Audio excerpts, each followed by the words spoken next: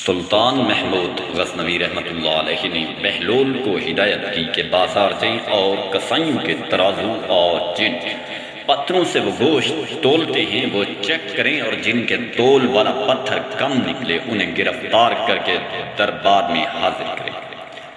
بہلول بازار جاتے ہیں، پہلے کسائی کا تول والا پتھر چیک کرتے ہیں تو وہ کم نکلتا ہے۔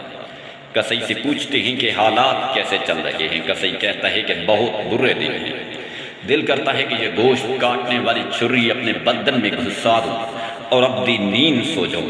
بہلول آگے بڑھتا ہے، دوسرے کسائی کے تول والے پتھر کو چیک کرتا ہے، وہ بھی کم نکلتا ہے۔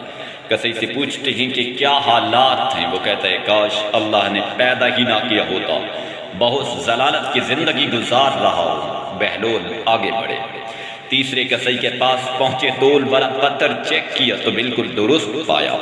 کسائی سے پوچھا کہ زندگی کیسے گزر رہی ہے۔ کسائی نے کہا کہ اللہ تعالیٰ کا لاکھ لاکھ شکر ہے، بہت خوش ہوں، اللہ تعالیٰ نے بڑا کرم کیا ہے، اولاد نیک ہے، زندگی بہت اچھی گزر رہی ہے۔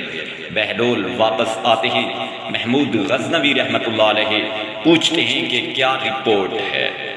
بہلول کہتے ہیں کئی کسائیوں کے تول والے پتھر کم نکلے۔ سلطان نے غصے سے کہا پھر انہیں گرفتار کر کے کیوں نہیں لائے؟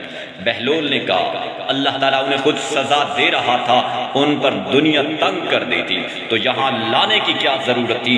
آج ہمارے بھی کچھ یہی حالات ہیں، ہم نے دنیا کو اپنایا ہے، دنیا سے چمٹے ہوئے ہیں اور آخرت کی فکر ہی نہیں۔ اللہ تعالیٰ ہمارے حالات پر رحم فرما، آمین۔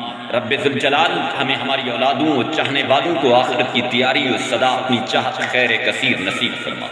یا اللہ پاک ہم سب پر اپنی رحمت مغفرت کے دروازے کھول دے، آمین۔